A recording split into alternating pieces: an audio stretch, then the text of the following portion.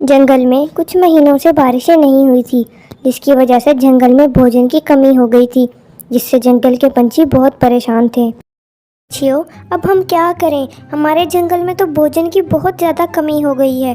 भोजन ढूंढना तो बहुत मुश्किल हो गया है। चिड़िया, तुम तो ऐसे कह रही हो जैसे हमारे जंगल में सारा भोजन खत्म हो गया हो। अभी भी हमारे जंगल में भोजन तो मौजूद है। अरे पंछियों, अगर हम यहाँ बैठे रहे तो हमारे बच्चे भूख से मर जाएंगे। चलो भोजन ढूंढने चलते हैं। सारे पंछी भोजन की तलाश में निकल जाते हैं। मीनू चिड़िया तो भोजन ढूंढते ढूंढते काफी दूर आ जाती है जंगल से। भोजन ढूंढते हुए कितनी दूर आ गई हूँ, लेकिन अभी तक एक दाना भी नहीं मिलता।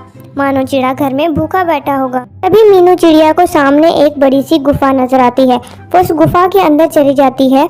जब मीनू चिड़िया उस गुफा के अंदर जाती है तो वो देखकर हैरान रह जाती है। वहाँ बहुत बड़े बड़े तरबूज होते हैं।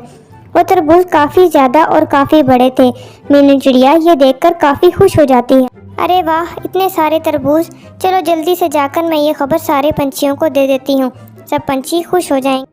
अरे पंछियों, इन सब तरबूजों को कोई हाथ नहीं लगाएगा, क्योंकि इन सब पर सिर्फ मेरा हक है। क्योंकि ये तरबूज किसी और के नहीं बल्कि मेरे मामा जी के हैं। मेरे मामा जी किसी काम से दूर जंगल गए हुए हैं। इन्होंने अपने खेत से सारे तरबूज तोड़कर यहाँ लाकर छुपा दिए थे, ताकि कोई पंछी उनके तरबूज चोरी ना कर सके। इसलिए पंछियों, कोई मेरे मामा जी के तरबूजों को हाथ नहीं लगाएगा। इन तरबूजों को सिर्फ मैं और रानी कवि ही खा सकते हैं।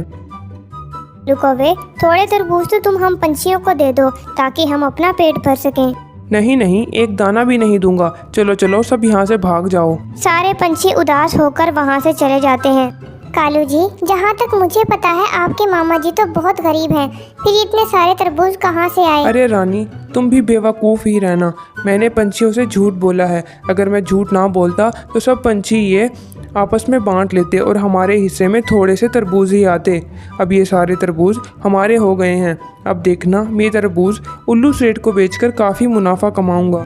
ठीक है कालू जी, आप उल्लू सेठ के पास जाएं और जल्दी से इन तरबूजों का सौदा कराएं। कालू कौवा फौरन से उल्लू सेठ के पास जाता है। उल्लू सेठ, ये तरबूज बहुत बड़े बड़े हैं। आप जल्दी से वो सारे तरबूज खरीद लें। वो तो ठीक है, लेकिन तुम्हारे पास वो तरबूज आए कहाँ से? अरे उल्लू सेठ, इससे आपको क्या करना है? आप बस मुझसे वो तरबूज खरीद लें। ठीक है कालू कौवे, मैं तुमसे सारे तरबूज खरीद लूंगा। फिर उल्लू सेठ काले कौवे को काफी सारे पैसे दे देते हैं और वो सारे तरबूज खरीद लेते हैं। कालू कौवे, मैं सारे तरबूज आज शाम तक आकर उस गुफा से ले जाऊंगा। हाँ हाँ उल्लू सेठ, वो सारे तरबूज आपके ही हैं। आपका जब दिल करे आकर ले जाना। ये कहकर कालू कौवा वो पैसे लेकर वहाँ से चला जाता है। देखो रानी कवि, मैंने वो सारे तरबूज बेच दिए हैं और मेरे पास इतने सारे पैसे आ गए हैं। अब मैं इन पैसों से अपना घर खरीदूंगा और अमीर हो जाऊंगा। कालू जी, अब हमें बाकी पंछियों की तरह भूखा नहीं सोना पड़ेगा, क्योंकि अब हमारे पास बहुत सारे पैसे हैं। फिर अगले दिन कालू कौवा एक बहुत बड़ा सा घर खरीद लेता है। जंगल के सभी पंछी ये सब देखकर बहुत हैरान थे। पंछियों, एक तरफ हमारे पास खाने को कुछ नहीं है और काले कौवे को देखो कितना अमीर हो गया है। इसने तो अपना इतना बड़ा घर भी खरीद लिया है। समझ में नहीं आता कालू कौवे के पास इतने सारे पैसे कहाँ से आए। मीनू चिड़िया, मुझे तो लगता है कालू कौवे ने अपने मामा जी को चूना लगाया है। इसने अपने मामा जी के तरबूज बेचकर सारे पैसे खुद रख लिए होंगे। हाँ, मुझे भी ऐसा लग रहा है, लेकिन हमें इससे क्या? हमें तो अपनी फिक्र करनी चाहिए। हमारे जंगल में बारिशें हो जाएं और हमें भोजन की कमी ना हो। तरफ कालू कौवा बहुत ही खुश हो रहा था, क्योंकि कालू कौवे को किसी भी चीज़ की कोई कमी नहीं थी। चलो भाई, अब सारे काम काज खत्म करके दूसरे जंगल से वापस आ गया हूँ। अब मैं जल्दी से अपने सारे तरबूज जाकर किसी पंछी को बेच देता हूँ। फिर किसान ने बड़ी मेहनत से तरबूज की फसल लगाई थी और ऋषि ने उन्हें गुफा में छुपा दिया था। जैसे ही कबूतर गुफा के अंदर आता है तो वो देखकर हैरान हो जाता है। उस गुफा में तो एक भी तरबूज नहीं होता। ये क्या हुआ? मैं तो लुट गया। मेरे सारे तरबूज कहाँ गए? बड़ी मेहनत करके उगाए थे, लेकिन किसी ने चोरी कर लिए। छोड़ूंगा नहीं, किसी को नहीं छोड़ूंगा। जिसने मेरे तरबूज चोरी किए हैं मैं उसको नहीं छोड़ूंगा। कबूतर किसान पंछियों के पास जाता है। पंछियों, सच सच बताओ, मेरे तरबूज किसने चोरी किए हैं? मैंने सारे बड़े तरबूज गुफा में छुपा दिए थे, लेकिन अब सारे तरबूज गायब हैं। कबूतर किसान, ये तुम क्या कह रहे हो? वो सारे तरबूज तो कालू कौवे के मामा जी के थे और उन्होंने उसे गुफा में छुपा दिया था। अरे नहीं नहीं मीनू चिड़िया, वो सारे तरबूज मेरे थे। दूसरे जंगल में किसी काम से गया था और मैंने वो सारे तरबूज जंगल के गुफा में छुपा दिए थे।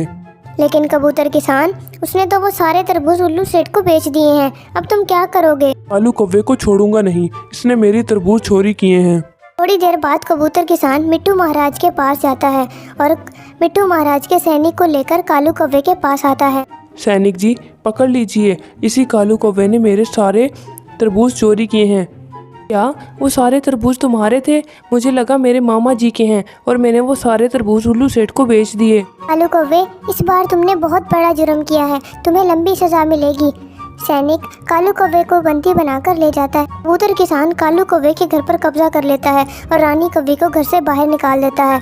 अगले दिन जंगल में बारिशें होने लगती हैं, जिससे सारे पंछी इससे काफ़ी खुश हो जाते हैं।